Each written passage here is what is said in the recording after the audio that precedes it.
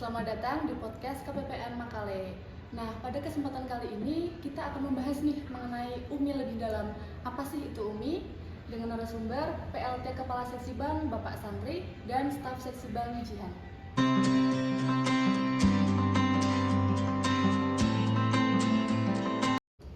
Nah, pertanyaan pertama nih, apa sih usaha ultramikro itu dan apa bedanya sih dengan UMKM? Mungkin Pak Santri bisa menjawab. Baik Mbak Nurul, jadi perbedaan antara usaha ultramikro dengan UMKM itu, kalau usaha ultramikro adalah usaha yang dimiliki oleh perorangan ya, pribadi. Seperti contohnya kalau kita lihat di luar itu seperti apa, contoh pedagang gorengan ya. Kalau di pasar-pasar ya penjual sayur, penjual ikan, dan mungkin bentuk usaha rakyat yang tidak memiliki badan hukum ya, jadi lepas dari peraturan dan undang-undang, tidak diatur dalam undang-undang kita. Sementara untuk UMKM itu sendiri adalah usaha mikro, kecil dan menengah, dan diatur oleh undang-undang ya, di mana dia juga telah memiliki badan hukum ya. Dan dia juga UMKM ini maupun UMI, dua-duanya ini diusahakan untuk meningkatkan ya perekonomian kita pada saat ini, apalagi kemarin pada masa pandemi COVID ya, banyak usaha-usaha rakyat yang hancur. Oleh karena itu pemerintah memberikan bantuan ya bagi perorangan, diberikan bantuan dalam bentuk UMI, sementara UMKM juga diberikan bantuan ya khusus untuk UMKM. Mungkin begitu Mbak Nurul ya. Oke, baik.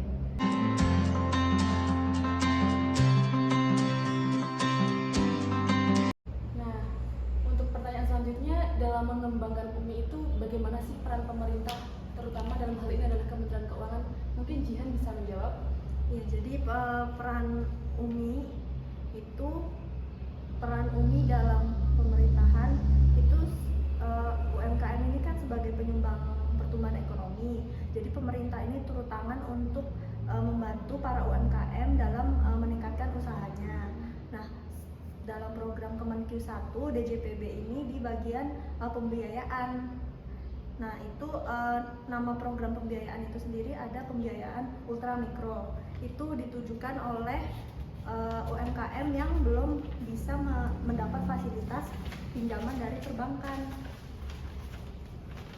Dana yang dari APBN ini dikelola oleh PIP, yaitu BRU di bawah Kementerian Keuangan, lalu disalurkan oleh para penyalur seperti Pegadaian, Koperasi Mitra Duafa, dan PNM, dan dimonitoring perkembangan ekonominya oleh KPPN.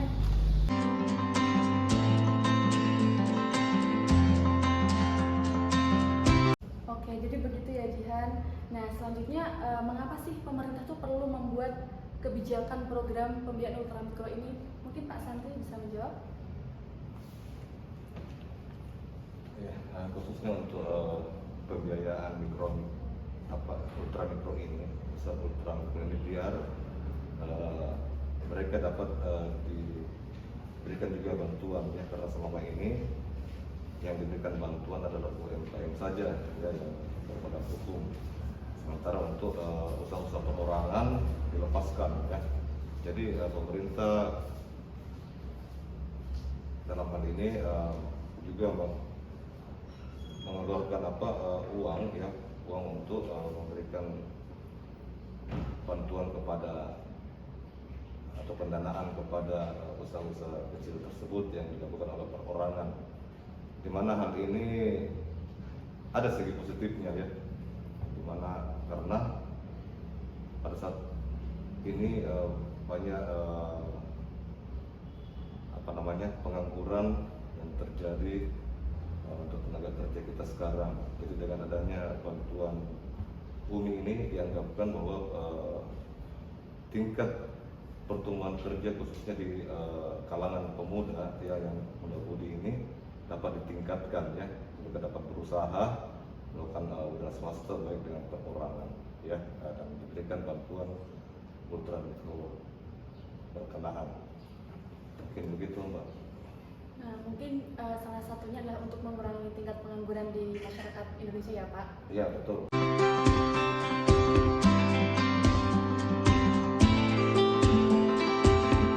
Nah, untuk pertanyaan selanjutnya, siapa sih lembaga atau badan yang menyalurkan pembiayaan ultramikro ini? Jihan, mungkin bisa jawab?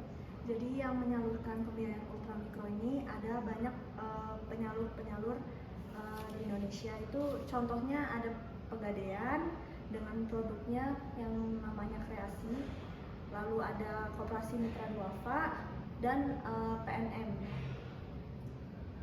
Ada 3 ya berarti? Ada banyak sih Mbak Nurul, cuma yang di wilayah Toraja ini ada 3 aja, itu Pegadaian, Koperasi Mitra Duafa dan PNM.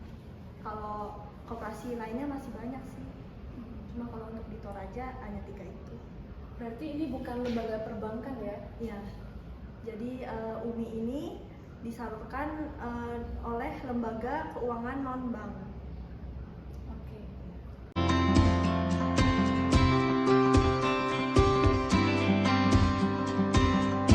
Oke, selanjutnya siapa sih masyarakat atau pihak yang berhak untuk menerima pembiayaan ultramikro ini? Pak Sandri? Ya, baik Mbak Nurul.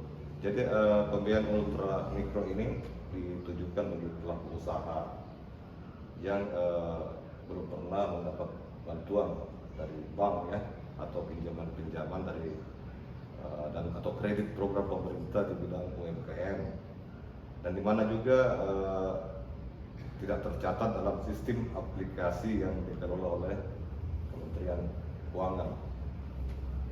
Mungkin demikian, Pak. Oke, baik.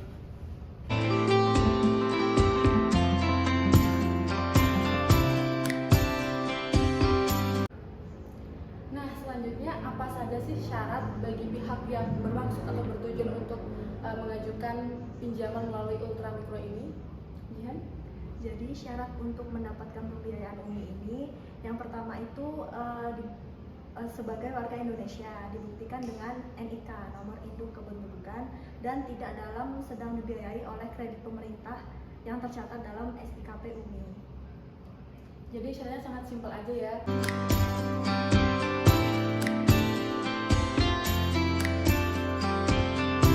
Nah, selanjutnya berapa sih besaran plafon pembiayaan ultramikro yang bisa diterima oleh debitur itu?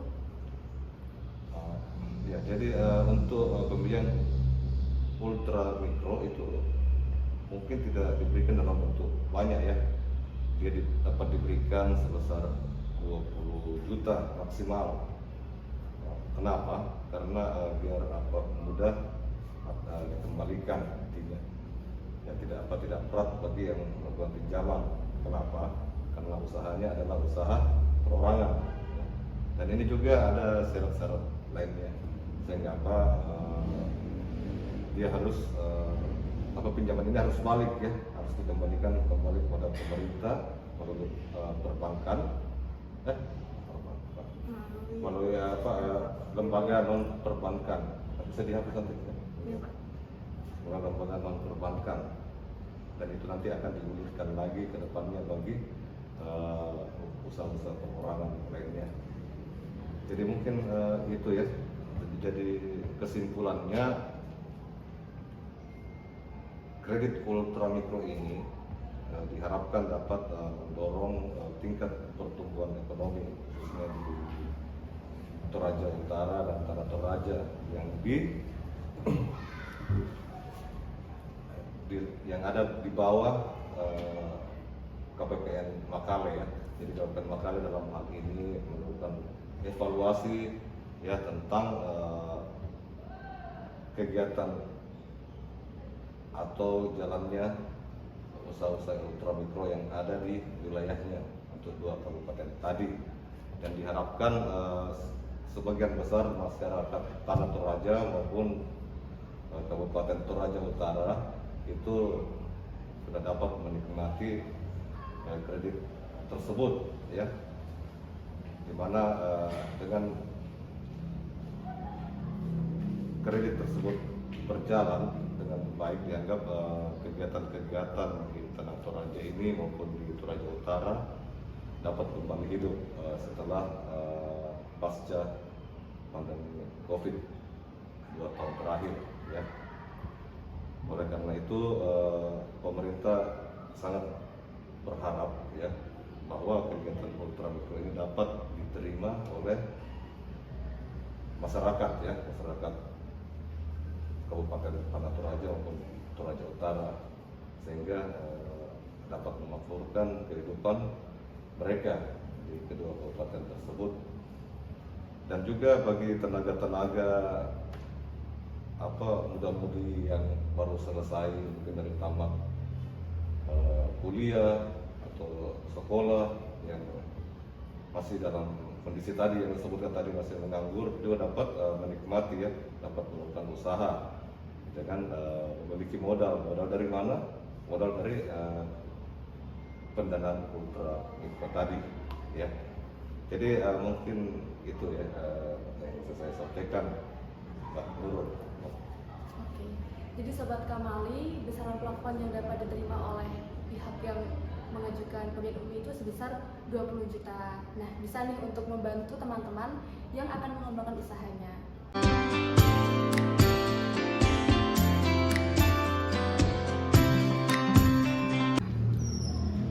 Nah, baiklah Sobat Kamali, berakhirlah podcast kali ini. Terima kasih kepada Pak Samri dan Jihan selaku narasumber pada hari ini. Sampai jumpa lagi di podcast-podcast selanjutnya. Yeah.